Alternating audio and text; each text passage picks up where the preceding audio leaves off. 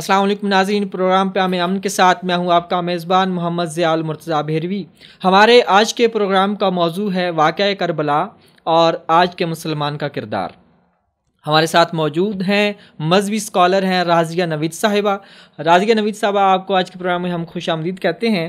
راضیہ صاحب، یہ بتائیے گا کہ مختلف مکاتب فکر کے لوگ جو ہیں وہ اپنے اپنے نظریات کے مطابق اس کا ذکر کرتے ہیں، تو بیسیکلی واقعہ کربلا جو ہے اس کا پس منظر کیا ہے؟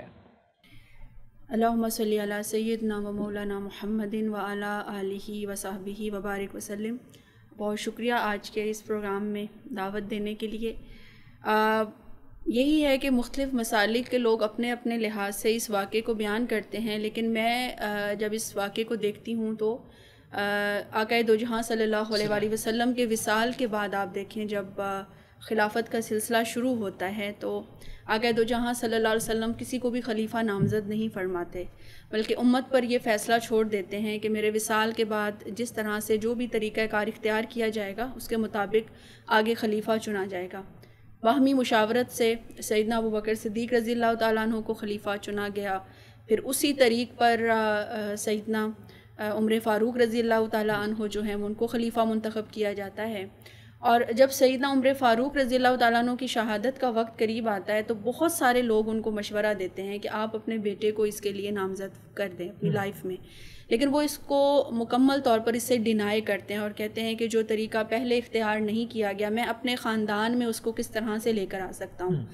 پھر آگے جب سیدنا عثمان غنی رضی اللہ تعالیٰ عنہ کو بھی باقاعدہ مشاورت کے ساتھ خلیفہ نامزد کیا گیا، بنایا گیا، اور سیدنا علی المرتضیٰ رضی اللہ تعالیٰ عنہ تک بھی یہی سلسلہ چلا۔ جب آپ رضی اللہ تعالیٰ عنہ کی شہادت کا وقت قریب آیا تو بہت سارے لوگوں نے آپ کو مشورہ دیا کہ اب خانوادہ رسول صلی اللہ علیہ وسلم کی اگر ہم بات کریں تو آگے امام حسن اور امام حسین علیہ السلام ہیں، آپ ان دونوں میں سے کسی کو نامزد فرمائیں، لیکن آپ نے کہا میں اس امت کو اسی حال میں چھوڑ کے جانا چاہتا ہوں جس طرح سرکار دو عالم صلی اللہ علیہ وسلم چھوڑ کر گئے، یعنی مراد میں کسی کو نامزد نہیں کرنا چاہتا، بعد کے لوگ خود فیصلہ کر لیں گے کہ انہوں نے کس کو بنانا ہے۔ خیر، امام حسن علیہ السلام کو خلافت ملتی ہے، صرف 6 ماہ کے لیے تقریباً وہ خلیفہ رہتے ہیں۔ اب یہاں پر آ کر ایک بہت بڑا میں سمجھتی ہوں ایک نئی چیز یہاں سے سٹارٹ ہوتی ہے، اور وہ ہے بادشاہت، اور وہ اس کی بنیاد اصل میں رکھتے ہیں حضرت امیر معاویہ رضی اللہ تعالیٰ عنہ، کیونکہ وہ اپنی لائف میں جو ہے یزید کو نامزد بھی کرتے ہیں اور اپنی لائف میں ہی وہ یزید کے لیے سب لوگوں سے بیعت بھی لیتے ہیں کہ میرے بعد جو ہے اس کو جو ہے وہ خلیفہ بنا۔ اچھا، وہ اپنی زندگی میں نامزد کر کے گئے اور پھر بیعت بھی لی، یعنی مختلف لوگوں سے۔ بعض جگہوں پر ہمیں بعض کتب میں یہ ذکر ملتا ہے کہ اس وقت یزید ان کے پاس نہیں تھا، وہ کسی اور جگہ کسی سفر میں تھا جب ان کی جو ہے آخری وقت جو ہے شروع ہوتا ہے، وہ مرض الموت میں یعنی جب مبتلا ہوتے ہیں، اور وہ اس وقت مشاورت کر کے جو ان کے قریبی ساتھی ہیں مختلف علاقوں سے یزید کے لیے بیعت لے لیتے ہیں، اور انہیں اپنی زندگی میں ہی اس بات کا خدشہ ہوتا ہے کہ 3 لوگ ایسے ہوں گے جو یزید کے ہاتھ پر بیعت نہیں کریں گے۔ ان میں سب پہلا نام جو تھا وہ سیدنا امام حسین علیہ السلام کا تھا، دوسرا نام عبداللہ بن زبیر رضی اللہ تعالیٰ عنہ کا تھا، اور تیسرا نام جو تھا وہ عبداللہ بن عمر رضی اللہ تعالیٰ عنہ کا تھا۔ یہ 3 لوگ ان کو خدشہ تھا کہ یہ بیعت نہیں کریں گے، اور اس حوالے سے باقاعدہ وہ یزید کے نام جو ہے وہ ایک وصیت بھی تحریر کرتے ہیں اور کچھ ہدایات بھی فرماتے ہیں، لیکن ساتھ ان کو یہ بھی کہتے ہیں کیونکہ امام حسین علیہ السلام کا تعلق خانوادہ رسول صلی اللہ علیہ وسلم سے، لہٰذا اگر وہ تمہاری بیعت کو تسلیم نہ کریں تو تم ان کے ساتھ نرمی کا رویہ اختیار کرنا، یعنی سختی سے انہوں نے اس چیز کو منع بھی کیا۔ اب ظاہر سی بات ہے کیونکہ یزید نامزد ہو چکا تھا، اور وہ جب حضرت امیر معاویہ رضی اللہ تعالیٰ عنہ انتقال فرما جاتے ہیں تو اس کے بعد جب یزید کو یہ خلافت کہہ لیں یا بادشاہت کا جو ایک آغاز ہوتا ہے وہ اس کو ملتی ہے، تو یہاں پر آ کر جو ہے بڑی ایک عجیب بات ہوتی ہے کہ ولید بن عقبہ جو اس وقت مدینہ کا گورنر تھا، یزید اس کو یہ بات کہتا ہے کہ تم ان 3 حضرات کو بلا کر ان سے میرے نام کے حوالے سے جو ہے بیعت لو، اور وہ جب بلاتا ہے تو مروان ایک شخص کا نام ہمیں اس تاریخ میں ملتا ہے کہ جو ان کو یہ بھی مشورہ دیتا ہے کہ سختی سے تم نے جو ہے نا لینی ہے بیعت، اور اگر یہ بیعت نہ کریں تو یا تو ان کو قید میں ڈال دو جب تک کہ یہ بیعت نہیں کر لیتے، اور یا پھر ان کے سر قلم کر دیے جائیں۔ یہ مروان مشورہ دیتا ہے، لیکن ولید کہتا ہے کہ میں ایسا کیسے کر سکتا ہوں کہ جن کو میں نے ہمیشہ اپنے رسول صلی اللہ علیہ وسلم کو جن کے ساتھ ہمیشہ محبت کرتے دیکھا، میں کیسے ان کا سر قلم کر دوں۔ لہٰذا ایسے وقت میں ولید بن عقبہ جو ہے وہ سیدنا امام حسین علیہ السلام کو اور دیگر دو جو صاحبان ہیں ان میں سے حضرت عبداللہ بن زبیر جو ہیں وہ اس وقت امام حسین علیہ السلام کے ساتھ ان کے پاس آتے ہیں، اور ایسے وقت میں بلایا جاتا ہے جب نارملی ولید بن عقبہ کسی اور کے ساتھ ایسے وقت میں ملاقات نہیں کرتا۔ تو امام حسین علیہ السلام اور یہاں پر عبداللہ بن زبیر رضی اللہ تعالیٰ عنہ کے درمیان ایک کنورسیشن ہوتی ہے، اور وہ کہتے ہیں بڑی عجیب بات ہے، ایسے وقت پہ بلایا جا رہا ہے جب کہ ولید اس وقت میں کسی اور سے ملتا نہیں ہے، تو اس کا مطلب یہ ہے کہ بیعت کے حوالے سے ہی کوئی بات، یعنی آلریڈی بھام گئے تھے امام حسین علیہ السلام کی، بہت کوئی یعنی جو ہے ان یوزول قسم کی بات ہے جس کے لیے بلایا جا رہا ہے۔ اور جب وہ تشریف لاتے ہیں تو سارا ولید بن عقبہ ان کے سامنے معاملہ بیان کرتا ہے، تو وہاں پر امام حسین علیہ السلام نہ بیعت سے انکار فرماتے ہیں نہ اقرار کرتے ہیں، بلکہ کہتے ہیں کہ تم یہ بیعت کا جو معاملہ ہے اس کو عوام الناس کے سامنے، لوگوں کے سامنے رکھو، وہاں پر دیکھیں گے کہ کیا فیصلہ کرنا ہے، کیونکہ امام کو پتہ تھا کہ اگر فوری طور پر یہاں پر انکار کیا تو کسی قسم کے نتائج بھی ہو سکتے ہیں۔ ولید نے انہیں جانے دیا، لیکن مروان نے اسے بڑی سختی سے وہاں پر منع کیا اور کہا کہ تم نے کیوں کیا، اب یہ تمہارے ہاتھ آنے والے نہیں ہیں، اب یہ معاملہ تمہارے ہاتھ سے نکل چکا ہے۔ خیر جب امام حسین علیہ السلام تشریف لاتے ہیں تو انہیں پتہ ہوتا ہے کہ اب سختی سے جو ہے یہ ساری چیزیں کروائی جائیں گی، لہٰذا آپ اپنے خاندان کو کہتے ہیں کہ ہم مدینہ منورہ کو چھوڑ کر مکہ کی طرف جو ہے وہ جائیں گے، کیونکہ چاہتے یہ تھے کہ کسی قسم کا کوئی ایسا معاملہ مدینہ میں نہ ہو کہ مدینہ امن کی جگہ ہے، مدینہ محبت کی جگہ ہے، اور یہاں پر کسی قسم کی خون ریزی جو ہے نہیں تھا۔ تو یہ بیسیکلی یوں سمجھیں کہ بادشاہت کا جو ایک سلسلہ سٹارٹ ہوا، اور اس سے پہلے خلافت تھی، چاروں خلیفہ کرام، بلکہ امام حسن علیہ السلام کو بھی شامل کیا جائے تو 5 خلفاء کرام اس سے پہلے موجود تھے۔ تو یہ بالکل سمجھیں کہ جو اسلام کا ایک بیسک حکمرانی کے حوالے سے کانسیپٹ تھا کہ کبھی بھی طاقت کو اپنے خاندان میں اکٹھا نہ کیا جائے، خاندان میں جمع مت کرو، خاندان کے لوگوں میں تقسیم مت کرو، بلکہ عوام الناس کو یہ موقع دو کہ وہ جو ہے اسٹیٹ کے افیئرز میں آ کر اپنا اپنا رول پلے کرے۔ تو وہ ان تعلیمات سے بالکل ہٹ کر ایک بادشاہت، ایک آمریت کا کہہ لے آغاز ہو رہا تھا، جس کو امام حسین علیہ السلام نے ٹوٹلی نگیٹ کیا، کیونکہ وہ جانتے تھے کہ اب ایک ایسی بادشاہت کا آغاز ہونے والا ہے جس میں خیر نہیں ہے۔ اور پھر آپ کو پتہ ہے کہ جب انسان اپنے خاندان کو یا اپنی ذات کو پرائورٹی دیتا ہے اور اس کے ساتھ معاملات کو لے کر چلتا ہے تو وہ انصاف نہیں کر پاتا، امانت ختم ہو جاتی ہے، دیانت ختم ہو جاتی ہے۔ اور پھر یزید کا کردار تو سب کے سامنے بڑا اوپن تھا، ایون کہ ان کے والد بھی اس بات کو جانتے تھے کہ میرے بیٹے کے اندر کون کون سی خامیاں ہیں، وہ کس کردار کا مالک ہے، اور باقی لوگ بھی جانتے تھے۔ اور سب سے زیادہ کیونکہ خدشہ ہی ان کو یہ تھا کہ عراق اور بغداد یہ جو سرزمین ہے اس طرف سے جو ہے یزید کو معلوم تھا کہ بغاوت ہو سکتی ہے، یا اس فیصلے کو تسلیم نہیں کیا جائے گا، یا میری جو بیعت ہے وہ لوگ نہیں کریں گے۔ تو لہٰذا اس نے جو ہے وہ امام حسین علیہ السلام سے زبردستی کرنے کی کوشش کی، تاکہ اگر امام حسین علیہ السلام بیعت کر لیتے ہیں تو ظاہر سی بات ہے معاملہ ہی ختم ہو جاتا ہے، ہر کوئی بڑے دل سے اس کو تسلیم کر لیتا۔ اچھا یہ فرمائیں کہ کیا آپ صلی اللہ علیہ وسلم نے اپنی زندگی میں شہادت امام حسین کے حوالے سے پیشن گوئی کی، یا اس میں احادیث میں ملتی ہیں، تو اس دوران کیا آپ نے کوئی نصیحت بھی کی کہ جو اس دور میں موجود ہو وہ کیا کرے؟ بالکل ایسا ہے۔ حضرت ام سلمہ زوجہ مطہرہ آقا دو جہاں صلی اللہ علیہ وسلم وہ روایت فرماتی ہیں کہ ایک روز نبی اکرم صلی اللہ علیہ وسلم قیلولہ فرما رہے تھے، تو اچانک آپ کی آنکھ کھل گئی اور میں نے آپ کے چہرے پر بہت زیادہ پریشانی کے آثار دیکھے، اور پوچھا کہ یا رسول اللہ صلی اللہ علیہ وسلم کیا بات ہے، آپ اتنی پریشانی میں ہیں؟ تو انہوں نے اپنا ایک خواب بیان کیا کہ خواب میں آپ صلی اللہ علیہ وسلم کے جو بال ہیں وہ گرد آلود تھے، اور آپ نے جو ہے وہ اپنا خواب بیان کر کے فرمایا کہ اے ام سلمہ، خواب میں جبرائیل امین علیہ السلام نے مجھے ایک ایسی زمین دکھائی ہے جہاں پر میرے اس بیٹے حسین علیہ السلام کو شہید کیا جائے گا۔ اور پھر انہوں نے یہ بھی کہا کہ میں آپ کو جو ہے وہ مٹی لا کر دیتا ہوں، جب یہ مٹی خون میں بدلے گی تو آپ سمجھ جائیے گا کہ آپ کے بیٹے کو شہید کیا گیا۔ یہ ایک روایت میں خواب کے اندر ذکر ملتا ہے، اور ایک روایت میں ہمیں یہ بھی ذکر ملتا ہے کہ بنفس نفیس حضرت جبرائیل امین علیہ السلام آپ کی بارگاہ میں آئے اور انہوں نے آپ کو اس حوالے سے خبر دی۔ پھر سیدہ فرماتی ہیں کہ آپ صلی اللہ علیہ وسلم نے وہ مٹی مجھے دی، اور اس وقت میں نے اپنے دوپٹے کے پلو میں وہ باندھ لی، پھر بعد میں اس کو ایک شیشی میں رکھا، اور میں روز اٹھ کر دیکھتی تھی کہ کہیں وہ مٹی خون میں تو نہیں بدل گئی۔ ایک تو یہ آپ صلی اللہ علیہ وسلم نے یعنی پیشن گوئی فرما دی تھی اس واقعے کی۔ پھر ایک مرتبہ بہت بچپن میں ایک واقعہ ملتا ہے کہ جس میں آقا دو جہاں صلی اللہ علیہ وسلم کے ایک زانو پر آپ کے اپنے جو بیٹے ہیں سیدنا ابراہیم علیہ السلام وہ تشریف فرما ہیں، اور doسرے زانو پر آپ نے سیدنا امام حسین علیہ السلام کو بٹھایا، اور دونوں کو پیار کر رہے ہیں۔ اچھا، اب دونوں کو پیار کر رہے ہیں، اور ایسے میں سیدنا جبرائیل امین علیہ السلام تشریف لاتے ہیں اور آپ سے سوال کرتے ہیں، اے اللہ کے رسول صلی اللہ علیہ وسلم، آپ کو ان دونوں میں سے کس سے زیادہ محبت ہے؟ آپ ایک کا چہرہ دیکھتے ہیں، دوسرے کا چہرہ دیکھتے ہیں، اب ظاہر بات ہے ایک ان کی بیٹی کا بیٹا، ایک نواسا ہے، ایک اپنا بیٹا ہے، فیصلہ نہیں کر پاتے کہ کس سے میں زیادہ محبت کرتا ہوں، لیکن فرماتے ہیں کہ میں دونوں سے بہت محبت کرتا ہوں۔ پھر وہ پوچھتے ہیں اگر آپ کو ان دونوں میں سے کسی ایک کو قربان کرنا پڑے تو آپ کس کو کریں گے؟ تو یہاں پر آقا علیہ السلام پھر دونوں کا چہرہ دیکھتے ہیں اور ساتھ ہی فرماتے ہیں کہ میں اپنے بیٹے ابراہیم کو قربان کروں گا۔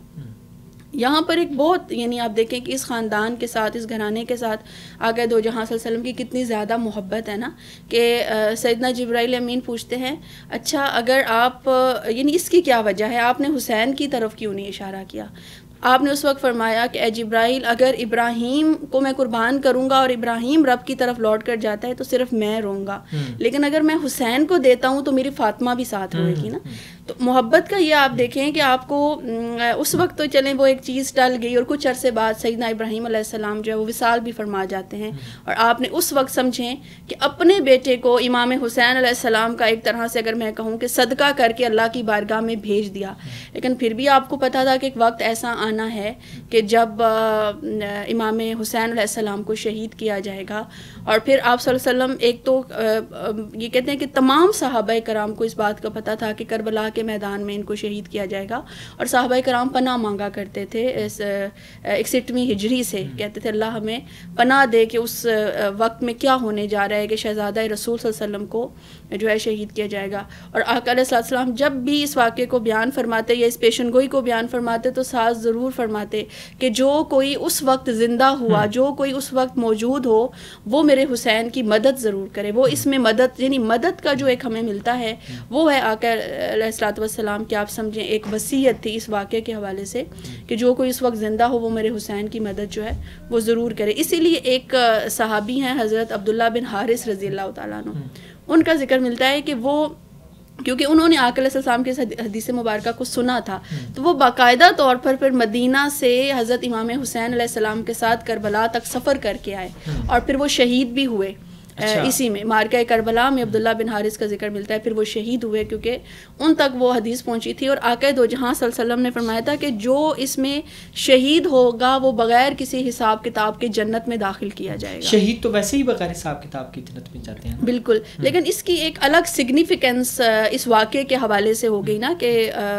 یعنی آپ ایک موٹیویشن بھی کہہ سکتے ہیں، ایک سگنیفیکنس بھی کہہ سکتے ہیں کہ آقا علیہ السلام نے خاص طور پر اس واقعے کو بیان فرما کر جو ہے وہ پھر کہا کہ میرے حسین کی مدد بھی ہو اور اس کا ساتھ بھی دیا جائے اور اس کے لیے اس کی مدد بھی کی جائے، تاکہ جو ایسا کرے گا اور اس مارکے کا حصہ بنے گا اللہ تعالیٰ جو ہے وہ اس کے درجات زیادہ بلند۔ ناظرین پروگرام جاری ہے، یہاں پہ لیتے ہیں ایک چھوٹا سا بریک، ملتے ہیں ایک چھوٹے سے بریک کے بعد۔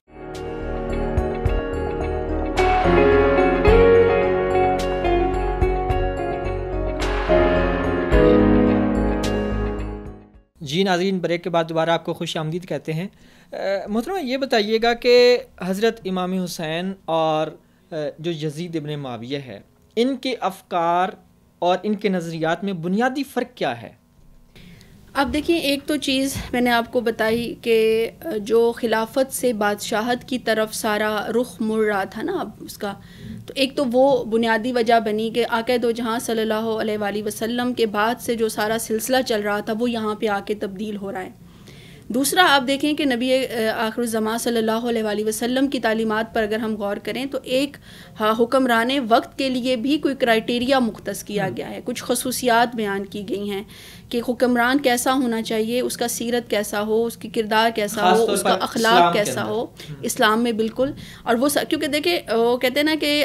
جیسا حکمران نیچے پھر قوم ویسی ہی تشکیل پاتی ہے. لوگ اس کے الٹ بھی بات کرتے ہیں، جیسی عوام ویسا حکمران، لیکن حقیقت یہی ہے کہ جب اوپر اچھا اور باکردار شخص ہوتا ہے تو نیچے پھر وہ پینیٹریٹ کرتی ہیں وہ ساری کی ساری چیزیں. اور اس کی بڑی واضح مثال ہمیں اپنے سارے خلفائے راشدین سے ملتی ہے کہ اگر سیدنا ابو بکر صدیق رضی اللہ تعالیٰ عنہ تھے اور وہ اپنے اوپر انہوں نے فقر کو طاری کیا تھا. اب دیکھیں وہ ایک مزدور کی جتنی سیلری کہہ لیں یا جتنی مزدوری کہہ لیں، انہوں نے اپنے لیے وہ مزدوری مختص کر رکھی تھی. خود پہلے نمونہ تھے بنے اور اس کے بعد پھر انہوں نے عوام کے لیے، بالکل، اور اس کے بعد پھر انہوں نے لوگوں کو اس طرف کیا. اب یہاں پر ٹوٹلی بالکل ایک الگ ہمیں چیز نظر آ رہی ہے. یزید کے کردار کے حوالے سے بہت زیادہ سمجھیں کہ ہمیں واقعات بھی ملتے ہیں کہ وہ کس قدر شراب کو پسند کرنے والا تھا، شکار کو پسند کرنے والا تھا، لاو و لاب کی محفلیں اس کو کس قدر پسند تھیں. پھر ہمیں یہ بھی معلوم تھا کہ حلال اور حرام کو حلال کرنے میں اس کا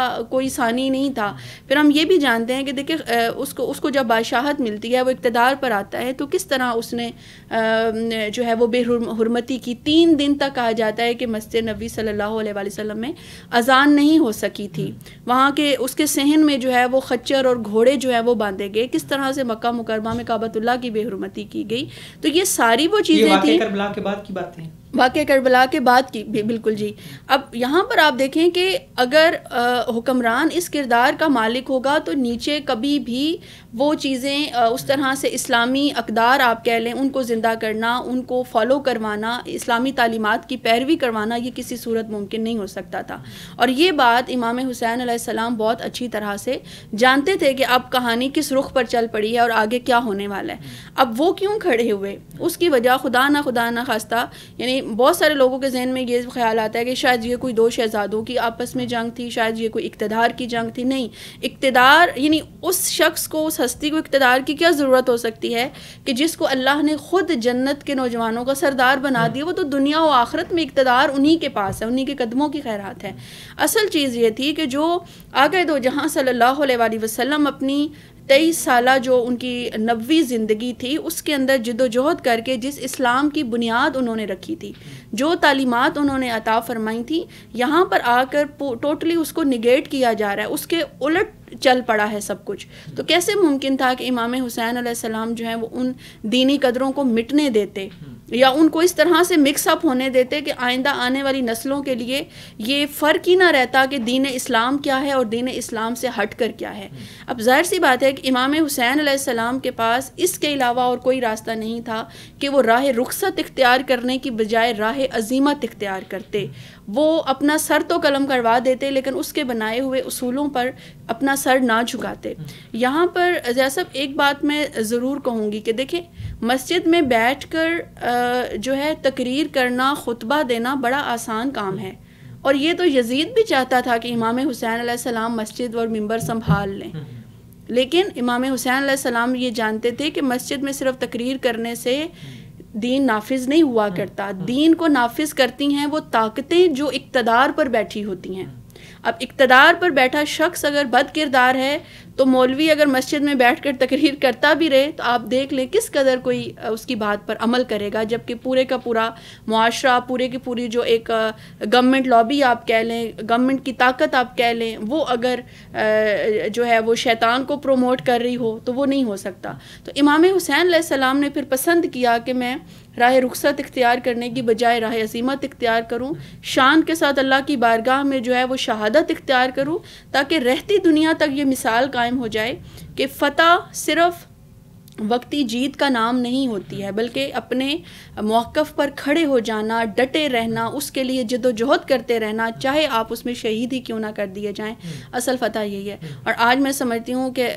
تاریخ ہمیشہ سلامی پیش کرتی رہے گی آپ کی ان کاوشوں کو کہ بظاہر لگ رہا تھا کہ امام حسین علیہ السلام نے اپنا سر قلم کروا کے یا اپنے خاندان کو قربان کر کے آپ ہار گئے، لیکن آج تاریخ بتاتی ہے کہ ہر ماں اپنے بیٹے کا نام حسین رکھنا تو پسند کرتی ہے، لیکن کوئی ماں اپنے بیٹے کا نام یزید رکھنا پسند نہیں کرتی. تو یہ ایک جیت ہے جو کہ اس دور کے علماء اور اس دور کے جو مفتیان تھے, کیا انہوں نے واقعی ہی حضرت امام حسین علیہ السلام کی شہادت یا ان کو قتل کرنے کا فتویٰ جاری کیا تھا؟ اس میں